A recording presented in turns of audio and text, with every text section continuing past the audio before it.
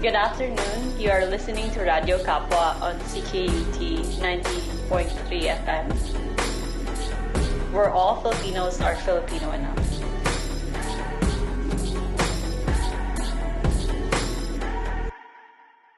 Hi, and welcome to the Tita Talks podcast. I'm your host, Daaca, and this podcast is to inspire thoughtful action. So, the thing I'm feeling called to share today, and might feel a little bit counterintuitive for a podcast about inspired action, but I do think that this is relevant and timely, especially in the season that we're in. But the message I'm being called to share is that sometimes the inspired action is an intentional call to rest. So when I say this is a timely conversation for myself personally, I'm coming out of what feels like a really high season of doing. Lots of community events and organizing that just happened. And I think collectively, this is a season of rest. And, I know it's also the start of, like the school year. And I think that other things are ramping up, but I really feel like as a community, this was one of the first, I won't say post-pandemic, but in pandemic summers where we were really outside and doing the most and organizing and being together in community. And I think that there is something really specific about that type of rest that needs to happen after being away from each other for so long and then being back into community. I also think, again, like fall season coming up, it is just a time to kind of rest. So today, the things I want to cover is kind of my changing relationship to rest, how historically I have really not been good at slowing down. I want to talk about the work of decolonizing this. And what I really mean is decolonizing my relationship to rest, work, and its ties to my worth and worthiness, and how I stay committed to the act of decolonizing rest. So a whole lot of things to cover today. And I think in order for me to talk about this in a meaningful way, we kind of have to take it all the way back. So when I talk about historically not being good at slowing down, I think there's a lot of deep-rooted things that are happening here. Lots of reasons why rest is kind of scary, or, maybe not necessarily feeling fully safe to take a break. So to take it all the way to the beginning, my parents, actually my dad first. My dad immigrated from the Philippines in the late 80s. Him and my grandma came over.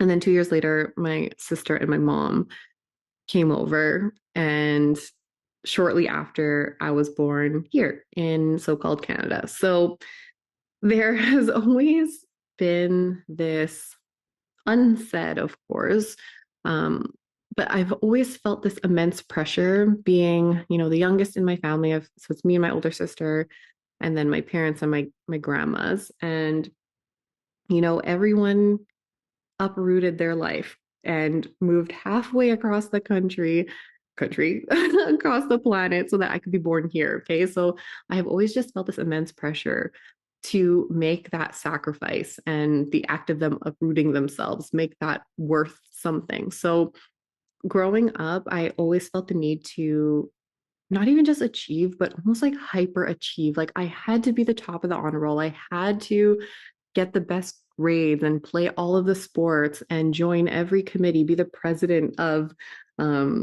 all of these student organizations. And I mean, I'm still very much that way today. I don't think too much has changed from my childhood and upbringing. I still do a ton of volunteering these days. I wear a lot of hats. I love it though, so I have no complaints, but I do really think it comes from this place of having to make that sacrifice that my family made worthwhile, right? And you have this guilt. Like I feel like I just carried all of this guilt of them having to change their lives so drastically in order to give me this opportunity here. So I feel like that will likely resonate with a lot of people in different ways.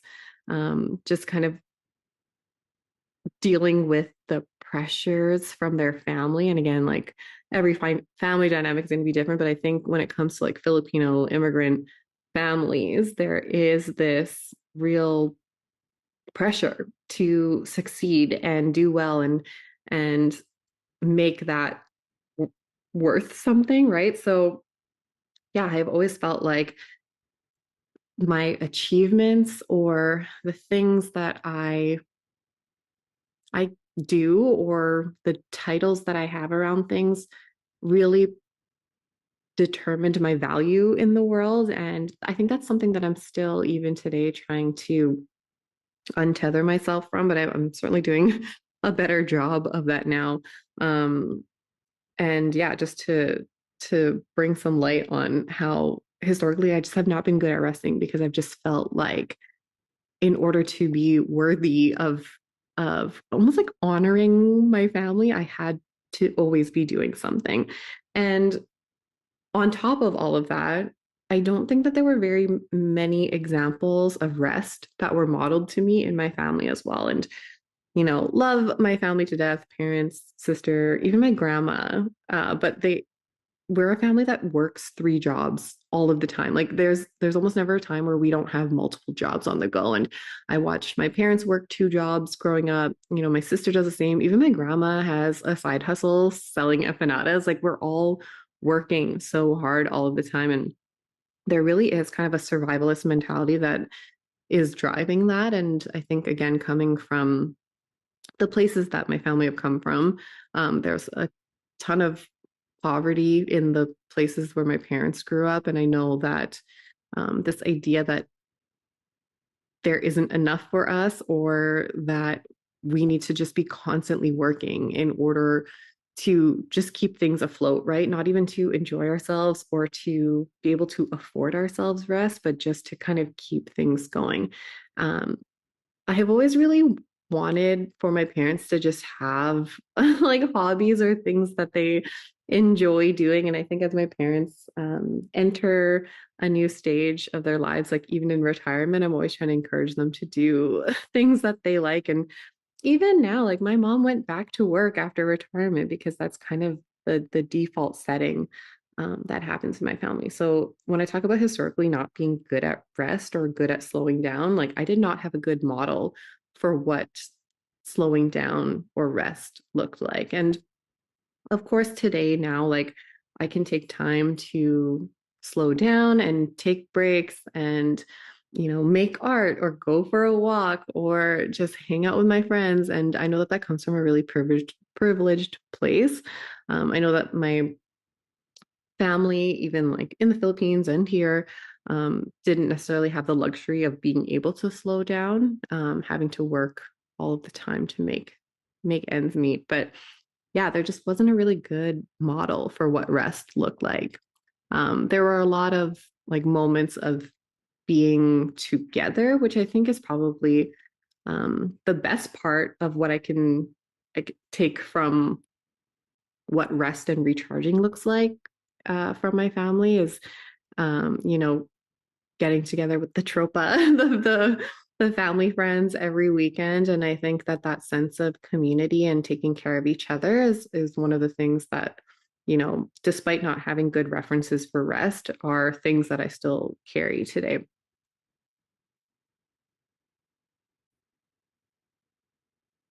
So outside of that and kind of moving past some of those childhood experiences, as I grew up and went to university, I did the whole thing. I got my business degree, went straight to university after high school, and then I went on to do a designation in supply chain management, which is the area of study that I did in business school. um, there was no resting, no active resting, I think, that happened in those times. And I think when rest did occur, it was because it was almost forced upon me. Like I got sick or something external outside of me would have had to force that rest. And again, I think unknowingly, I kept working at a certain pace because that was just what was normal to me. And two, again, I think because I just placed so much of my value and self-worth on just achieving the next thing. And the funny thing about that is that this feeling of success or achievement is always fleeting. Like I would just cross a finish line and then be like, okay, so now what? Like the line just keeps moving. And I think I'm still experiencing that today. But just to provide some context, like, okay, so I did my business degree, and especially in a lot of industries, but especially in business, I think that there is a really high value placed on job titles, right? So if you've ever worked in a corporate job, or honestly, maybe outside of that too, in other jobs, um, have you ever experienced when you're this is my personal experience, but being in a meeting with people, and I wonder if this is less prevalent now in like online meetings, but back when we were in boardrooms with people, I was, a young Filipina in the room, early to mid 20s. And at times I would actually be the decision maker for certain things. And I could just see other people in the room not take me seriously. You can tell by the way people are talking to you, not looking at you, the body language of things. And I used to take that really, really personally. And I'm just trying to paint a picture of like how important a job title was to me, and how I really tied my sense of worth and identity to a job title. So for example, I started my career as a buyer, and um, my entire career working in various business type jobs, like from 20 up to 28 years old, I had this goal of, okay, I want to be a manager by the time I'm 27, and then a director by the time I'm 30. And honestly, like, I really felt like the trajectory of my career was going to take me to be a VP by 40 or something like that. And every single time it was chasing a job title and a certain dollar amount. And that's really what drove all of my, I guess, behaviors, the way that I moved. And I even took it so far as, like, I wasn't aware of my proximity to whiteness then, or, I wasn't awake to any of the decolonization work that I'm doing today.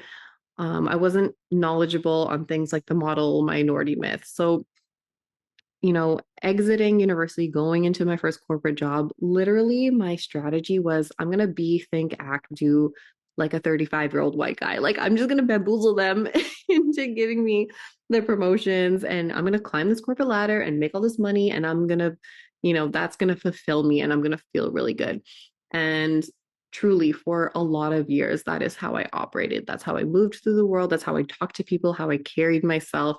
And it wasn't until somewhat recently, like a couple of years ago, when I started kind of waking up to these things, like the way I was playing into the system and just never fully being myself in these spaces, right? Like I think it's really easy to fall into this trap of not resting when you are constantly performing, because how could I possibly be in tune with any part of myself, my body, my spirit, anything like that, if I'm constantly doing, right? And I think that is like tools of the colonizer working just perfectly, because I was playing perfectly into the system, not by my standards, but again by colonizer type standards. So it wasn't until a couple of years ago that I became very aware of these things. And it all kind of stemmed from a moment, I want to say like in 2018, when everything just kind of snapped. Like I don't have a good way of explaining what happened, but I kind of just woke up to myself, woke up to my life, and realized like, oh, I don't really like any of the things that I'm doing. And I couldn't figure out where all of this not even unhappiness, but just this like looking at my life and thinking like, whose life is this? Like, I don't even know how I got here. Like, just kind of going through the motions of my life and just feeling this absolute dread towards the work that I have to do, and a lot of the other parts of my life. And it was then that I think I realized how disconnected I was to myself, to my body, to, source or spirit or whatever you want to call it. And I really think that I don't know what happened then, but I just imagine like a group of my ancestors coming in and being like, okay, that's enough. We're done.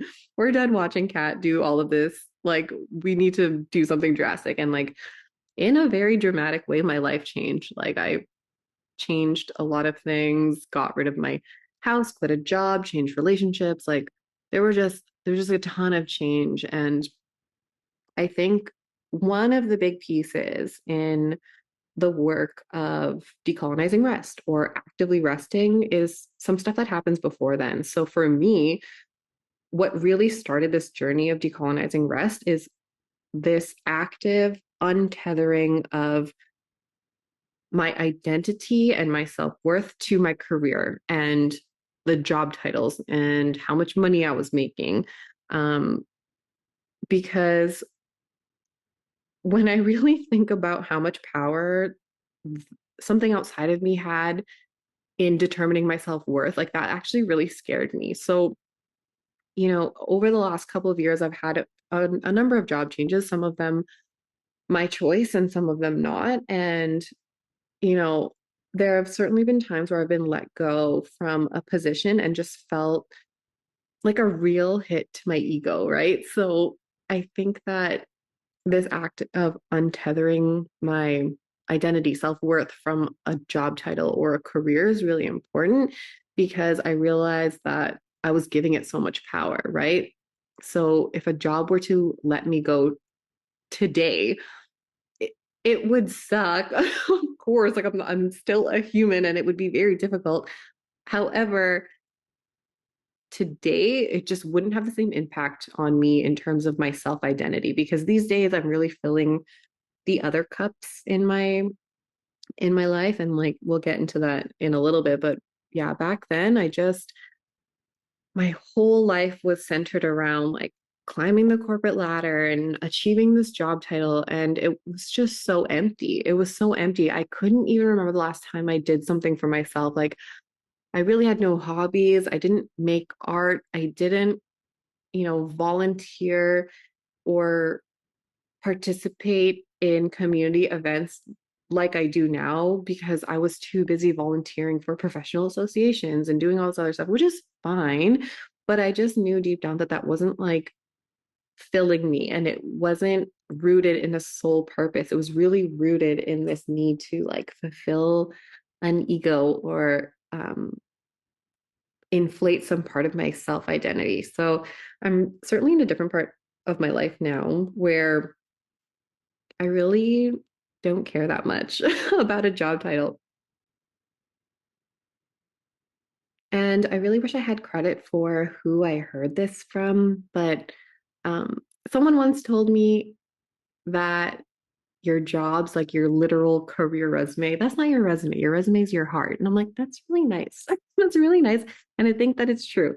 So in the work of decolonizing this whole thing, it's really this untethering of career from my identity. And on top of that, it's just this real belief that I'm always fine. Like I'm actually always fine and well supported. And I just have a hard time believing that all of these grandmas came before me just to like not have my back today. It just seems ridiculous. It just seems ridiculous that I'm here and in on this on my own. So, um, in adopting like a more abundant mindset, it really, I don't know, helps me to think about the fact that there's so many things outside of me that I'm well supported by. And also this idea that what's meant for me won't miss me. So like what am I in a rush for? Why do I have to have such a packed schedule or constantly be doing like if I slow down today, I don't think anything bad's going to happen. I think it's going to be just fine. I think I'm always exactly where I'm supposed to be. And in a really good example of that, I think there have been a couple of things lately where it's like, oh, certain things didn't maybe work out exactly the way that they were supposed to, only for something even better to pan out. And like that seems really cliche and like kind of boring to talk about, but it's true. Like even in a silly example like this podcast episode today, like this is my third time having to record this just for whatever random reason, but I know that this is the one. This is the one that y'all were meant to hear. So just kind of rolling with the punches as they come, and just, I don't know, I really have this belief that what's meant for me is not going to miss me. So like, why do I have to rush around? Why do I have to have a packed schedule? Like, yeah, growing up and all of my time in university, like my schedule is just so packed all the time. And mind you, like perhaps I'm not great at managing that today, but at least these days my schedule is full of things that I really like to do. I really like the way that I spend my time. And the other way that I am changing my relationship to work and worthiness and my value, I guess, is also understanding that my job is just my job. Like I still work a full-time corporate job on top of, some of the side work that I do and on top of all of the community work that I do. And these days I have really reframed that job in my mind just to say like, okay, so here's this thing that I'm really good at that somebody wants to pay me for, that I can get benefits for. The work is fine. It's mostly easy. And, perhaps it's not something that lights me up fully. And I think that there's a lot of advice out there to like do the work that really lights you up. And I'm not saying not to do that, but I also think that sometimes there's a time and place for slow growth. And I know that that's the season that I'm in right now, where it's like, okay, I know that this thing that I'm doing on a full-time basis is really just temporary. And it's here to kind of fuel the other parts of my life, right? So in kind of filling all of my cups, it's almost like if one of them empties, I'm going to be okay because I've taken the time to take care of those other things. So what I mean by that is like, okay, so my financial cup is it's so, but it's stable. So I have this like stability sense of mind here. Here's this other work that I'm doing in community, like for example, this podcast, Tita Talks and Gather, like those community events. I am able to help volunteer with my other friends and their community events. I get to spend time with my family. I've been eating a lot better. I could probably sleep in a more consistent way and like go to the gym a little bit more. But all of these things are all working at once. And I think, you know, hyper productivity, capitalism will get you to believe that like, oh, you need to be working all of the time. Um, but the thing that really scared me is like, okay, so what if I do pour everything instead of into these little cups that I'm talking about? What if I poured everything into this one cup that's just my job? And one day that job decides like, oh, actually, we're going to replace you with a robot or another person. I just have nothing. And I think that thought really scared me, that I didn't have enough outside of that job for that job to make sense to me anymore. So yeah, it's been a real journey, I think, in unlearning the things that I know about my career, about like divesting in capitalism, which, is hard to do because we still have to exist in these times. But I do think that divestment in capitalism has helped me really manage like the productivity guilt of not just constantly producing all of the time. And we're not machines. We weren't meant to do that. Some of the conversations that I've been having recently in community, this one has come up a couple of times in the last, I would say 6 months or so. But it's this idea that, okay, so if I'm a community organizer and I'm someone who puts on for the rest of community, sometimes the best thing that I can do in service to that community is to take care of my own self. Because what good is it if I'm not well enough to do the things that my heart desires? Okay. And I've actually also been thinking about this as it relates to my own health and getting um, body right and and diet right. And I don't mean that in like a vain like body image kind of way, but the thought I'm having very often is okay, so here's all these things that my heart wants to do that I'm feeling really called to do. I'm actually feeling really inspired these days, but I can actually feel my body unable to keep up with those things. So, again, in this investment in community and the things that I love and my sole purpose, it actually does make sense for me to slow down and take care of those things in order to be of service. And again, like I've been talking to other people who are kind of in this similar space of like, okay, so we're putting on for community and for other people all the time, but like who's taking care of us, right? I think it's really important, especially again, like coming out of the summer and this busy season for us to like really tune into those messages from our own selves, from our bodies to slow down, because like nothing good can come from ignoring that.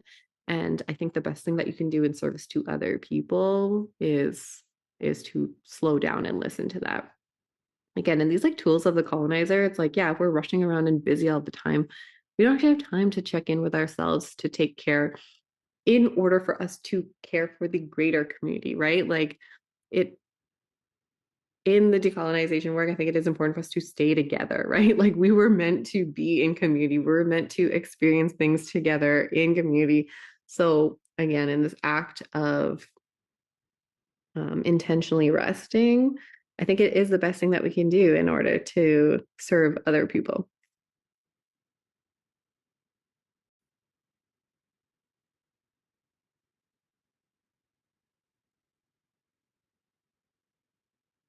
Okay, so the next thing I want to talk about is how I stay committed to this act of decolonizing rest. And, every day is different. And I think what I need on a particular day will change. But there are a couple things that I've put into practice that, I don't know, maybe will also help you in your active resting and decolonization of rest and work and worth and worthiness and all that stuff. So the first one is managing my FOMO. So I am someone uh, I'm someone who just feels immense FOMO all the time. I am extremely extroverted and very social, and I like to go to the things. I really like to go to things.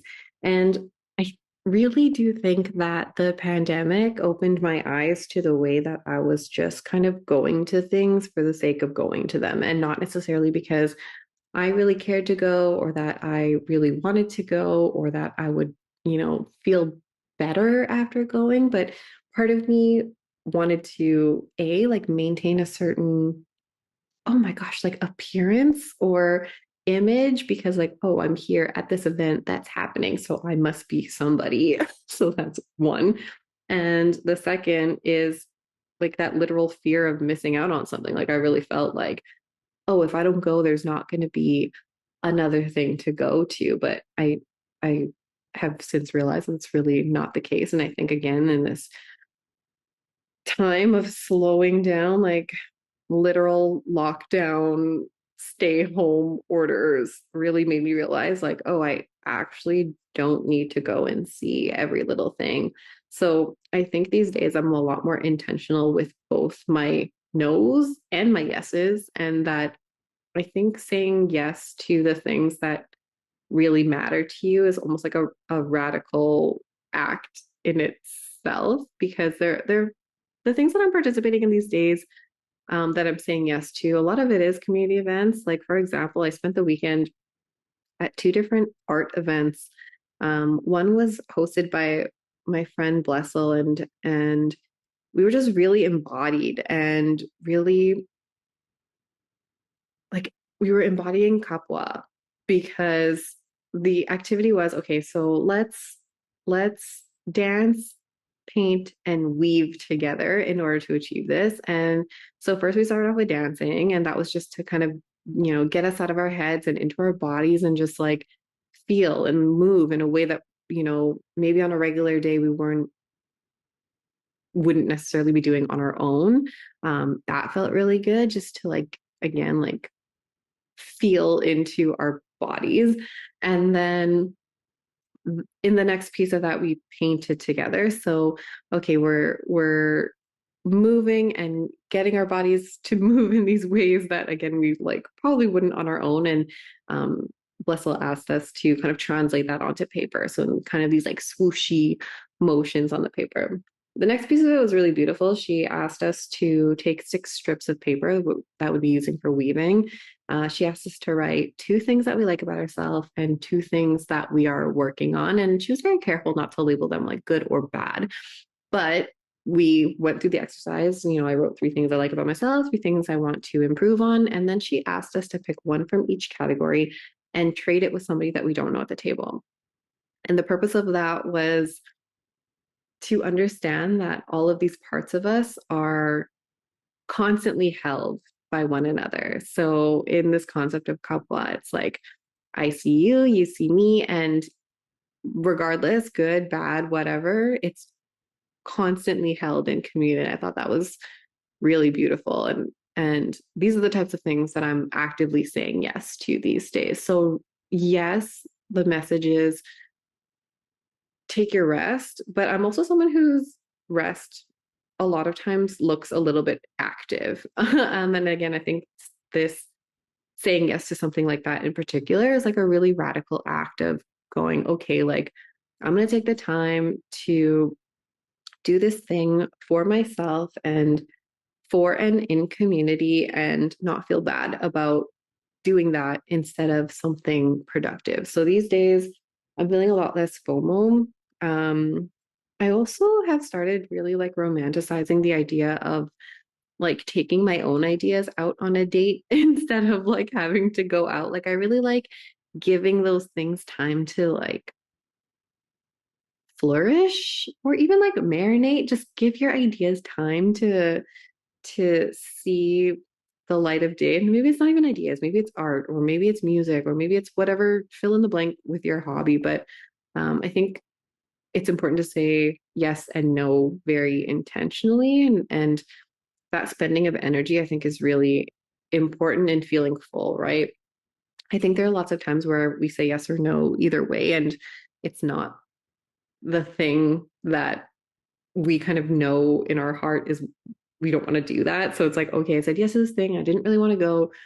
And like the energy is just kind of bad all the way around, right? Like I think it's really important to honor whatever state you're in and just like not feeling bad about doing that. Okay, so that's the first piece of how I'm staying committed to this act of decolonizing rest is just being like very intentional with yeses and nos and managing my own FOMO because again, if I actually believe that what is meant for me isn't going to miss me, then what am I worried about, right?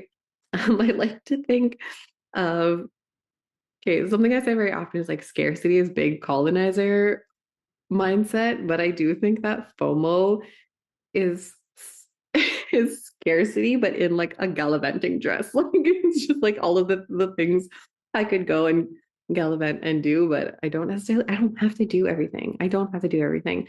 And again, like my worth and my identity is not tied to what I make an appearance to or what it appears to look like, right? Like I just want to do things that like fill fill me up and I don't know, just like make me feel genuine joy and not joy in a way that is fabricated or I don't know, determined by somebody else, I guess is what I'm trying to say. The other piece I think is really kind of dumb easy. Like the other piece of again staying committed to this act of decolonizing rest is to play. Okay, so that again, nothing groundbreaking there, but the piece that I'm going to add to this, like, okay, give yourself time to play, is to also drop the perfectionism from that. So for myself, I am someone who likes to be good at everything. I don't like sucking at stuff. So sometimes I just like will not participate in something unless I'm good at it. And not to say that everyone here has the same perfectionist tendencies that I do, but I do think we have this way of getting in our own way of trying new things or playing because we don't want to appear bad at stuff or we don't want to do things unless they're polished and perfect or we don't want to share our work or participate in the I don't know some hobby because we don't know what we're doing. I think what I want to leave you with is like you just have permission to be okay at stuff or bad at stuff. And that for me, again, like perfectionism is such colonizer mentality because if we only wait to do things until it's perfect, or if we have this really high expectation of ourselves to only have outputs that are perfect, it's really easy for us to just stay in a single lane and do one thing and be really, really good at it, right? So, like, I think we've all really been sold on this idea that, oh, we need to pick one thing. And again, kind of tying it back to the moment that I woke up, but you have to be good at this one thing. For me, it was climb the corporate ladder, and you need to devote your whole life to do this thing, and now it's your identity. And again, that really scared me because like what happens if that thing no longer makes me happy, or if they decide to let me go, or whatever, right? Like fill in that blank. But um I think in the act of decolonizing, like doing whatever you want it's really like the key to that work. It's like, okay, yeah, let's just try new things and be good at a lot of things or not good at a lot of things, or just give ourselves permission to play and for it to just not produce anything that needs to be shown to someone or needs to be capitalized on or sold or extracted, right? Like just doing things because we want to do them. Like if you want to start a garden, that's great. Or if you want to start practicing art, amazing. Like you don't have to sell all of your hobbies. Like I really always believed that the things I was doing needed to be monetized, but now even in this podcast as an example, like this is a very good example of everything I'm just saying right now, because even as I'm talking, I'm like, you know what? This is the second episode, and yeah, I think this episode is fine and I think it's going fine. But in 20 episodes from now, I know that this is going to be a lot better. But the fact that I know that this episode is so right now is not deterring me from recording this episode for you today. So let me be the living testament that, like, okay, in this act of decolonizing rest and untethering our worthiness, identity from constant doing, here's me. Here's me doing this podcast right now with you. So if that is not permission enough for you to go out into the world and do the things that make you happy or make you uncomfortable in a good way or light you up, then I don't know. I don't know what else what else I can offer you. I don't know.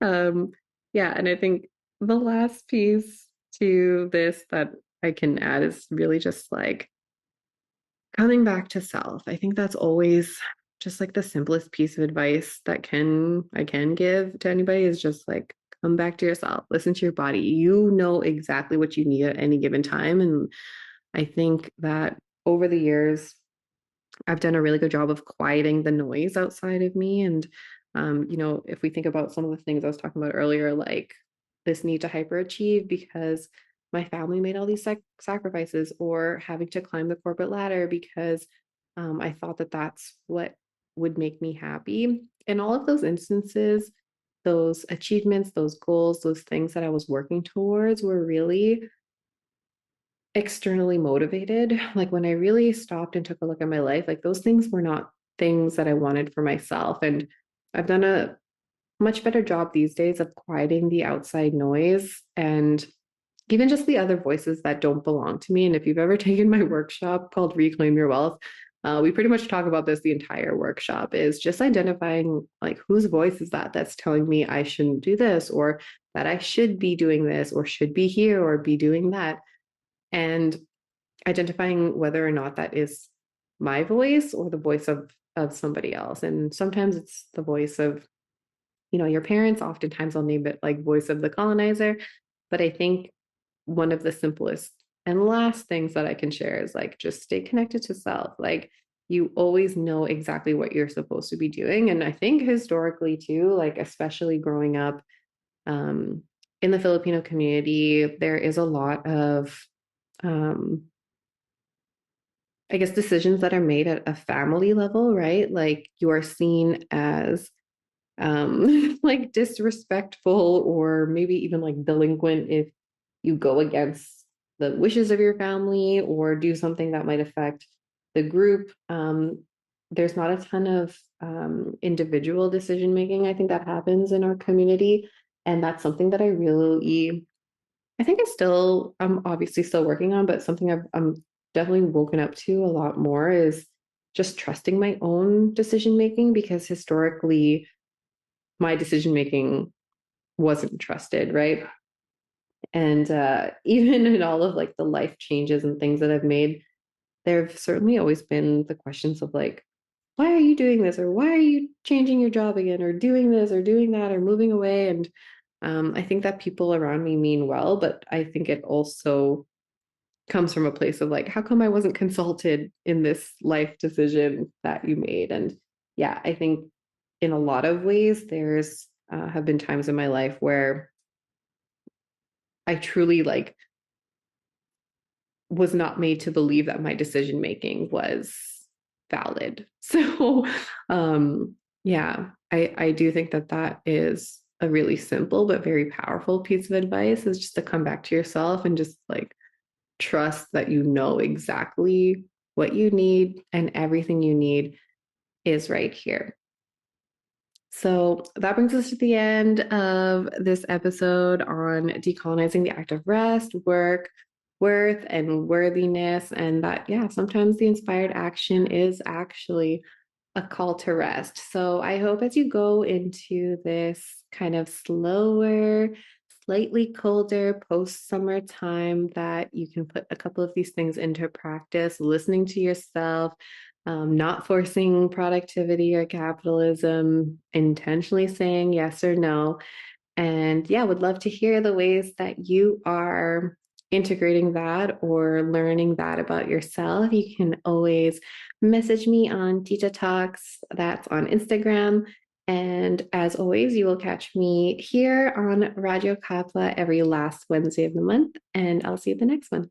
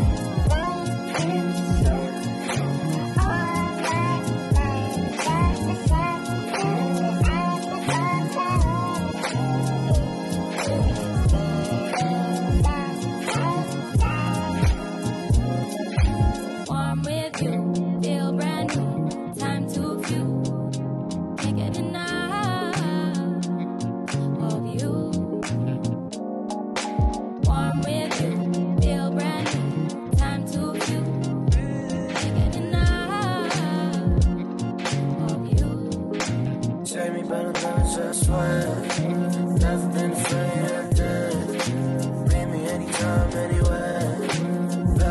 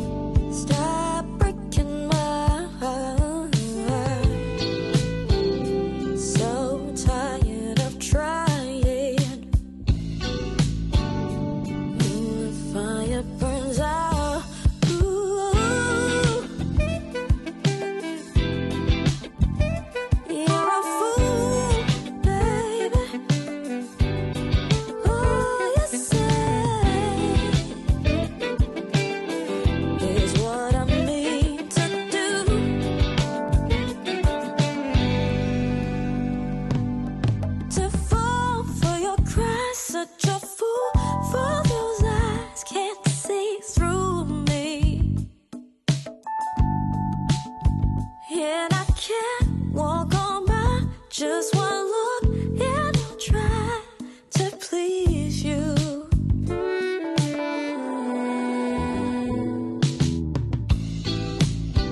Am I making sense, love? Yeah, it's tearing me apart. So tired of crying, holding back from the start, baby.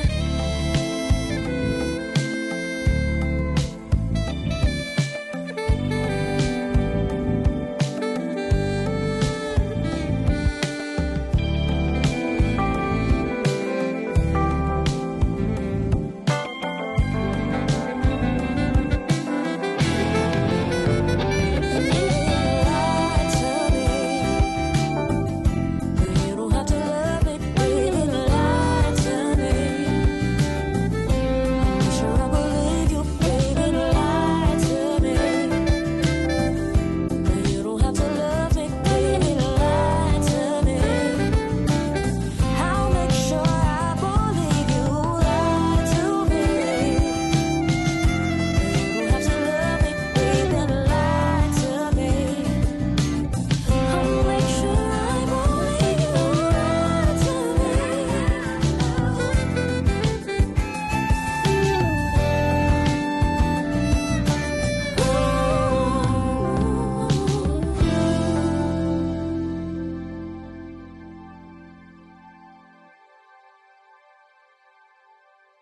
Magandang hapon sa inyong lahat. Good afternoon, everyone. My name is John Marvin Reyes. I am a youth leader and community organizer here bringing you important news back home in the Philippines. The article is from Rappler with the title, Marcos Certifies Proposed 2024 Budget as Urgent in the House.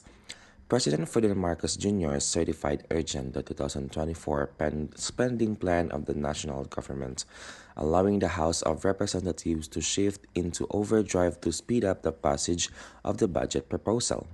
This is in order to address the need to maintain continuous government operations following the end of the current fiscal year, to expedite the funding of various programs, projects, and activities for fiscal year 2024, and to ensure budgetary preparedness that will enable the government to effectively perform its constitutional mandate, Marcos said in his letter to House Speaker Martin Romualdez, dated Wednesday, September 20.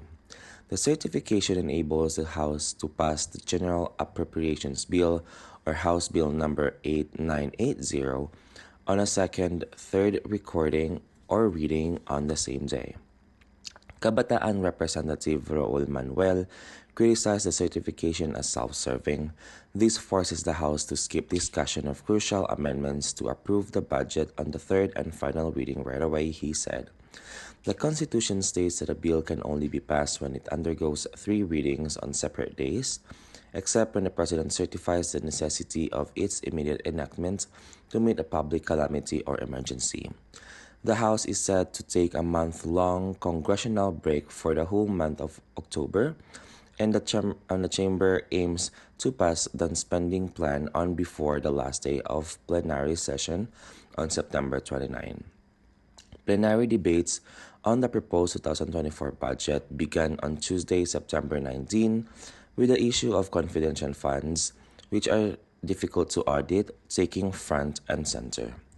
The Marcos administration is seeking a 5.768 trillion budget for 2024, up to 9.5% compared to this year's 5.268 trillion budget. A total of 10.1 billion pesos from that proposal are for intelligence and confidential funds. The article was written by Dwight De Leon and published on September 20, 2023. Thank you so much for listening. Maraming salamat sa pakikinig. Once again, this is John Marvin Reyes, delivering you Philippine news from abroad.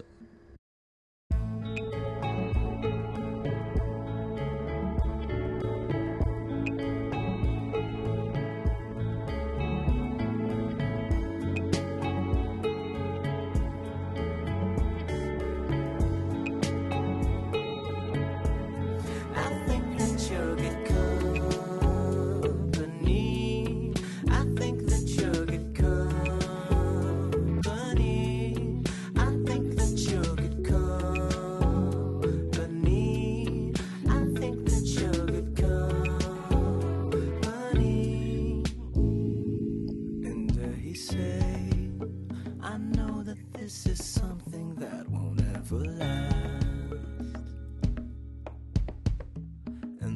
He said, would you and I be nothing if I ever asked? So the feelings drop the moment this is something sort of typical. He said, baby girl, you know you're something special, not so typical. So stay true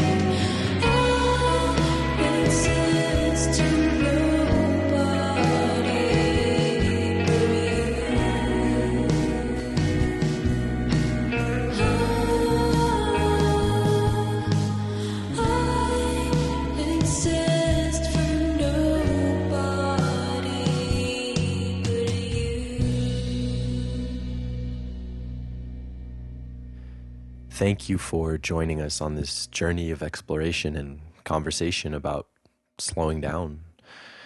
Thank you, Daaca, for reminding us to not get caught up in the hustle and bustle of our fast-paced world, and that it's crucial to remember that decolonization is not just about reshaping systems and structures. It's also about slowing down and listening. We often find the most profound insights when we take a moment to pause and reflect. Thank you for reminding us about that. So let's take the time to understand, empathize, and appreciate the diversity of experiences that make our world rich and complex. Thank you for tuning in. This is Justin on Radyo Kapwa, CKUT 90.3 FM. Tune in next week for another episode. Until then, take care.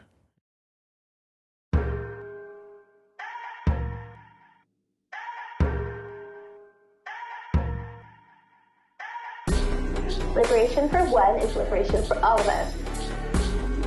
Tuloy ang laban.